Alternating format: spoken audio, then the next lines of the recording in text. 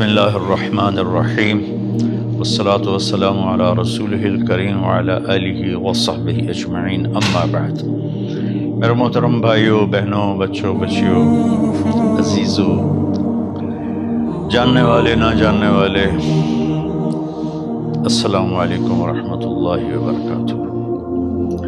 کچھ دنوں سے میں قرآن سے اللہ کی پسندیدہ ہستیاں کون ہیں، کہ اللہ کس کو پسند کرتا ہے، ولی دوست کو کہتے ہیں، تو اللہ کا دوست کون ہے؟ وہ یہ کوئی وراثتی چیز نہیں ہے کہ ایک بڑے اولیاء اللہ تھے تو اب ان کا بیٹا بھی انہی جیسا ہوگا۔ ہمارے یہاں وراثت چلتی ہے کہ بڑے بزرگ کا بیٹا بھی بزرگ بن جاتا ہے، چاہے وہ کلین شیو ہو، وہ لوگ اس کے پاؤں چوم رہے ہوتے ہیں، جہالت ہے۔ تو آج میں تھوڑا سا سورہ بنی اسرائیل ہے، اس میں بھی سارے اخلاق بیان ہوئے۔ میرے بھائی بہنوں، ایمان لانے کے بعد انسان بنتا ہے، اور اس کے بعد اس کی قیمت، اس کا بڑا پن، اس کی وجاہت، اس کی شرافت وہ پیسوں سے نہیں ہوتی۔ پیسوں سے انسان مالدار تو ہو جاتا ہے، بڑا نہیں بنتا، بڑا نہیں بنتا۔ ہمارا علم غلط ہو گیا۔ بڑا بڑا بندہ جی بولدیاں 3 ملن یہ 200 مربع، یہ نوابہ فلانا ہے، نوابہ فلانا ہے۔ میرے بھائیوں، یہ بالکل غلط علم ہے۔ بڑا وہ ہے جسے اللہ پسند کرے، بڑا وہ ہے جو میرے نبی کی زندگی کے پیچھے چلے، بڑا وہ ہے جس سے اللہ تعالیٰ راضی ہو جائے، باقی سب چھوٹے چھوٹے ہیں۔ تو آج ایک تیسری جگہ سے میں کچھ باتیں قرآن سے عرض کروں گا جن کا تعلق ہمارے ایمان سے بھی ہے، اخلاق سے بھی ہے۔ وہ ہے بسم اللہ الرحمن الرحیم، وَقَضَىٰ رَبُّكَ أَلَّا تَعْبُدُوا إِلَّا إِيَّاهُ بِالْوَالِدَيْنِ إِحْسَانًا إِمَّا يَبْلُغَنَّ عِندَكَ الْكِبَرَ أَحَدُهُمَا أَوْ كِلَاهُمَا فَلَا تَقُل لَّهُمَا أُفٍّ وَلَا تَنْهَرْهُمَا وَقُل لَّهُمَا قَوْلًا كَرِيمًا وَاخْفِضْ لَهُمَا جَنَاحَ الذُّلِّ مِنَ الرَّحْمَةِ وَقُل رَّبِّ ارْحَمْهُمَا كَمَا رَبَّيَانِي صَغِيرًا۔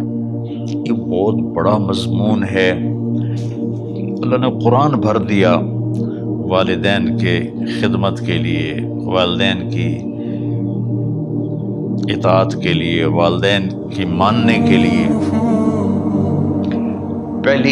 پہلا جملہ ہے اور تیرے رب نے فیصلہ کیا، ایک مطلب۔ دوسرا، اور تیرے رب نے حکم کیا کہ بندگی صرف اللہ کی ہے، بندگی صرف اللہ کی ہے۔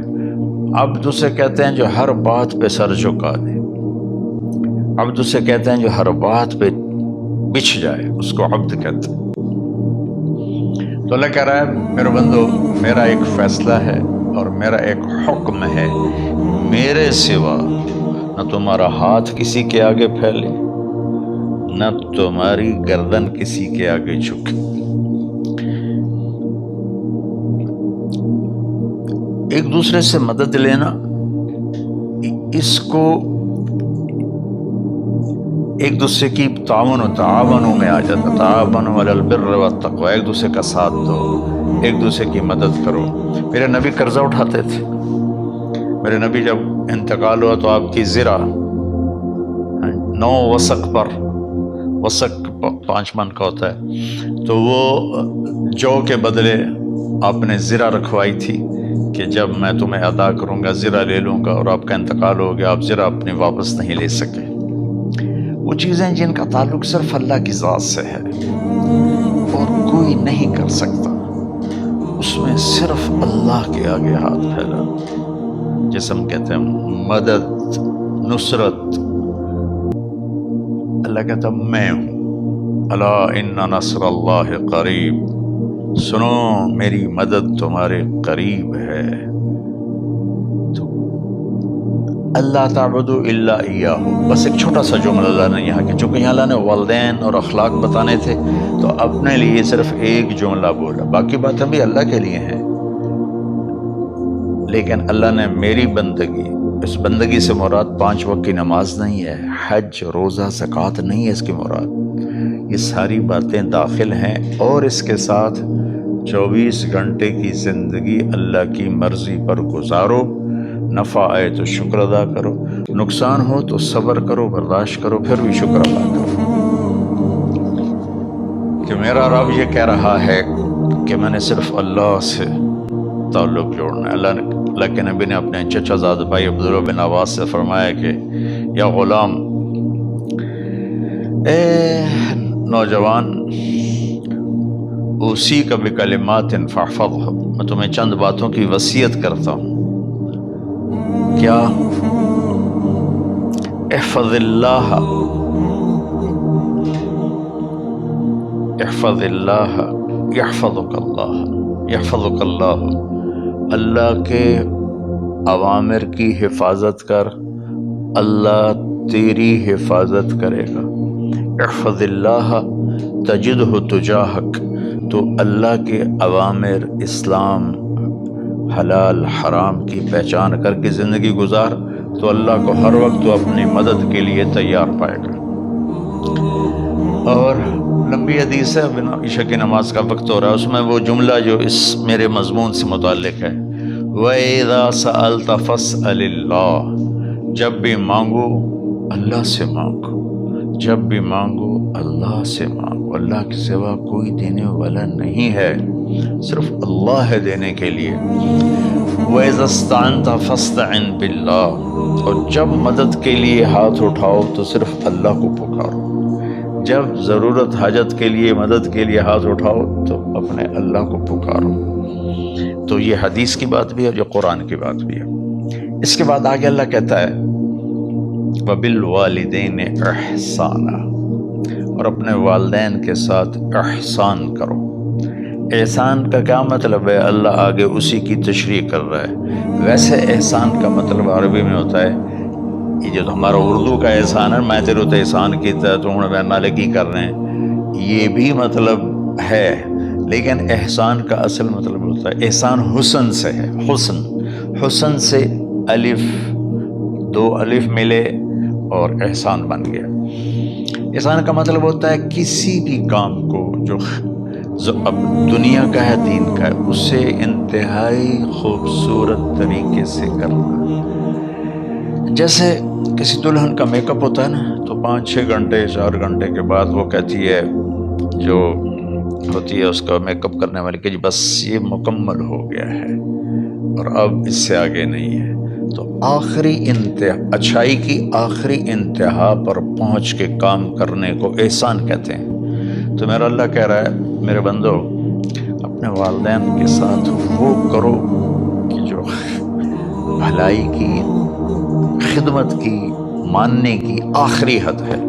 سبحان اللہ۔ بالوالدین احسان، بالوالدین پہلے ہے، احسان بعد میں ہے۔ اللہ تعالیٰ نے باقی سب کو پیچھے کر کے فرمایا کہ دیکھو خاص طور پہ ماں باپ کے ساتھ وہ رویہ کرو کہ ان کے دل سے دعائیں نکلیں۔ چند دن پہلے ایک والد یوں ہاتھ اٹھا کے کہہ رہا تھا اپنے بیٹے، اکلوتا بیٹا، میں منگنا اللہ کھولو اللہ تینوں چاہ لوے۔ باپ بیٹے کے لیے یہ دعا مانگ رہا تھا، اور بیٹا اکیلا ہے، یہ بد دعا باپ کر رہا تھا۔ تو بھائیو، ایسی اولاد نہ بنو جس ماں نے پیٹ میں 9 مہینے اٹھایا، پھر جننے کی تکلیف برداشت کی۔ ایک شخص آیا حضرت عبید بن عمیر کے پاس کہ حضرت میں نے ماں کو اپنے کندھے پہ بٹھا کے پیدل حج کرایا ہے، مینا لے گیا، عرفات لے گیا، مزدلفہ، پھر مینا، پھر مکہ، تو کیا میں نے ماں کا حق ادا کر دیا؟ میں نے فرمایا ولا تلقۃ واحدہ، بیٹا ابھی ایک تلقہ کا حق بھی ادا نہیں ہو۔ تلقہ کسے کہتے ہیں؟ جب بچہ پیدا ہونے کا وقت آتا ہے تو ماں کو دردوں کی لہریں اٹھتی ہیں، وہ اتنی خوفناک ہوتی ہیں کہ ماں چیخ چیخ کے رہ جاتی ہے، اور بعض اوقات ڈلیوری لیٹ ہو جاتی ہے تو وہ تڑپتی ہے، روتی ہے۔ وہ جو لہریں ہیں نا پیٹ میں آتی ہیں جاتی ہیں، آتی ہیں جاتی ہیں، ایک لہر جو درد کی اٹھتی ہے اس کو کہتے ہیں طلقہ۔ قربان جاؤں، انہوں نے فرمایا بیٹا ابھی تیری ماں نے جو تجھے جنا تھا اس وقت جو تجھے درد، تیری ماں نے درد کی لہریں برداشت کی تھی، اس میں سے ایک لہر کا بھی حق ادا نہیں ہوا، یعنی کہ حق ادا ہو ہی نہیں سکتا۔ یہ مطلب کہ حق ادا ہو ہی نہیں سکتا کہ بیٹا ابھی ایک کا بھی نہیں۔ پھر حضرت عبداللہ بن عمر سے ایک شخص نے پوچھا کہ اچھا یہ جو آدمی تھا یہ خراسان، یہ ایران میں ہے اور افغانستان میں، یہاں سے ماں کو پیدل کندھے پہ بٹھا کے مکے پہنچا تھا، اندازہ لگا اس نے کتنی مشقت اٹھائی۔ اور عبید اللہ بن عمیر کہتے ہیں بیٹا ابھی ایک لہر کا حق ادا نہیں ہوا۔ یہی سوال حضرت عبداللہ بن عمر سے کیا ایک شخص نے کہ حضرت میں نے اپنی ماں کو حج کرایا ہے، سارا میں نے پیدل کرایا ہے، وہ کندھے پہ اٹھا کے کرایا ہے، تو کیا میں نے ماں کا حق ادا کر دیا؟ وَلَا زَفْرَةً وَاحِدَةً وَلَا زَفْرَةً وَاحِدَةً۔ کہ بیٹا تیری ماں نے تجھے پالتے ہوئے جو تھک تھک کے لمبے لمبے سانس لیے، ہوکے بھرے، ابھی ایک ہوکے کا حق بھی ادا نہیں ہوا، یعنی حق ادا ہو ہی نہیں سکتا۔ تو احسان کے آگے تشریح آ رہی ہے۔ تو آج میں صرف اتنی بات کروں گا کہ میرے بھائیوں، میری بہنوں، میرے بچوں، میری بچیوں، اللہ کے واسطے ماں باپ کو دکھ نہ دینا ورنہ اللہ بھی ناراض ہو جائے گا۔ چند دن پہلے ایک بچہ بچی میرے پاس آئے، دونوں میڈیکل اسٹوڈنٹ تھے، کہیں کہ ہم شادی کرنا چاہتے ہیں۔ تو بچی نے کہا جی میرے والدین ناراض ہیں، وہ نہیں، اس رشتے پر راضی نہیں ہیں۔ تو میرے باپ کہتے ہیں اگر تو نہیں یہاں رشتہ کیا تو تیری میری ایک درمیان ایک خط آئے، کھچ جائے گا خلیج، ہم اس پار نہیں آئیں گے تو اس پار نہیں آئے گی۔ میں نے کہا بیٹی جس ماں نے تجھے 9 مہینے پیٹ میں پالا، 2 سال تجھے دودھ پلایا، تیری پوٹیاں پیشاب صاف کیا، تجھے پیمپر باندھے، تجھے اٹھ کے راتوں کو اپنی چھاتی سے دودھ پلایا، کیا اب اس کا اتنا بھی حق نہیں کہ تم اس کی رائے کا احترام کرو؟ اتنا بھی حق نہیں ہے؟ تو میں نے کہا بیٹا میری کوئی رائے نہیں ہے، تو اگر تیرے ماں باپ راضی ہیں تو بسم اللہ ضرور کر، اگر راضی نہیں ہے تو دیکھو موت تک تجھے ماں باپ کی دعا نہیں ملے گی، اور ماں باپ کی دعا نہ ملی تو کچھ بھی نہیں ملے گا۔ تو بھائیو دوستو، خاص طور پر آج کے کالج کے نوجوان بچے بچیاں یہ ماں باپ کے ساتھ بہت بدتمیزی کرتے ہیں، چونکہ اس میں والدین کا پہلا قصور ہے کہ انہوں نے ان کو دین نہیں سکھایا۔ بچپن میں انگلش میڈیم اسکول، پھر او لیول، پھر اے لیول، انہیں کیا پتہ ماں کون ہے باپ کون ہے۔ ایک پرانی بات ہے، ایک شخص اپنے بیٹے کو لے کر آیا کہ یہ میرا بچہ ہے اور یہ فلاں جگہ شادی کرنا چاہتا ہے اور ہم میں سے کسی کی رائے نہیں ہے اور یہ مانتا نہیں ہے، اور اس کے ساتھ اس نے دھاڑے مار کے رونا شروع کیا۔ تو میں نے بچے کو دیکھا تو یوں کر کے بیٹھا تھا، اس کا باپ رو رہا ہے، ہچ میں تو ایسے بیٹھا ہوا۔ تو مجھے اچانک خیال آیا، میں نے کہا شیخ صاحب اس کو کہاں پڑھایا تھا؟ کہا جی امریکن اسکول۔ اس کے بعد آسٹریلیا بھیجا تھا مزید تعلیم کے لیے۔ کہ شیخ صاحب اس بچے کا کوئی قصور نہیں، آپ کا قصور ہے، اس کو تو پتہ ہی نہیں میری ماں کیا ہے میرا باپ کیا ہے۔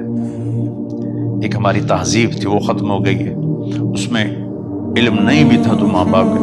میں نے اپنی آنکھوں سے دیکھا، میں نے اپنے دادا کو دیکھا لیکن وہ یاد نہیں، لیکن جو میرے دادا کے چھوٹے بھائی تھے ان کو میں سنبھلتا ہوں، ان کو میں نے دیکھا ہے، 3ری 4تھی جماعت تک میں تھا۔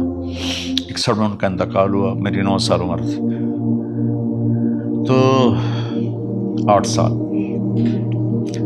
ان کے بیٹے جوان تھے، ڈیرے میں جب وہ بیٹھتے تھے تو ان کے بچے ان کے سامنے نہیں بیٹھتے تھے، ان کی پیٹھ کے پیچھے بیٹھتے تھے. اتنا ادب، حالانکہ چاروں کے چاروں دین نہیں جانتے تھے. تہذیب تھی، ثقافت تھی، جو آج کی تہذیب نے ہم سے سب کچھ چھین لیا. اب بھی آپ جاؤ بیٹا تھر پارکر میں گیا ہوں 2-3 دفعہ، اور وہاں مسلمان نہیں، ہندو عورتیں جب گاڑی گزرتی ہے تو گھونگھٹ کو نیچے کر لیتی ہے، اپنا چہرے کو فوراً چھپا لیتی ہے. تو خیر بہرحال میں نے کہا شیخ صاحب اس بچے کا قصور نہیں، آپ کا قصور ہے. تو میرے بچوں، اپنے ماں باپ کو خوش کرو، راضی کرو. ان کا راضی ہونا اللہ کی رضا ہے. میں اس کی تفصیل انشاءاللہ آگے بتاؤں گا. آج میں صرف اتنا ہی میں نے تمہید باندھی ہے کہ ماں باپ کا کیا مقام ہے، ان کی کیا عزت ہے. ایک شخص آیا، یا رسول اللہ میرا باپ میرے پوچھے بغیر میرا مال خرچ کر لیتا ہے. آپ نے کہا بلاؤ. چونکہ بچے کا ذاتی مال اگر ہو تو شرع کے لحاظ سے باپ پوچھ کے استعمال کرے، بغیر پوچھے استعمال نہ کرے. جب اسے پتہ چلا کہ میرے بیٹے نے شکایت کی ہے، تو عرب کی شاعری تو مشہور تھی، انہیں دل میں کچھ اشعار پڑے. جو آیا تو جبریل پہلے آ گئے، یا رسول اللہ، اللہ تعالیٰ کہہ رہے ہیں آپ اس سے پوچھیں وہ شعر بتاؤ جو تیرے کانوں نے تو نہیں سنے، تیرے دل میں آئے تھے اور اللہ نے سن لیے. تو اللہ کے نبی نے فرمایا بھائی تیرا انشاءاللہ کیس سنتے ہیں، لیکن پہلے وہ شعر سناؤ جو تم نے تو نہیں کہے زبان سے پر اللہ نے سن لیے.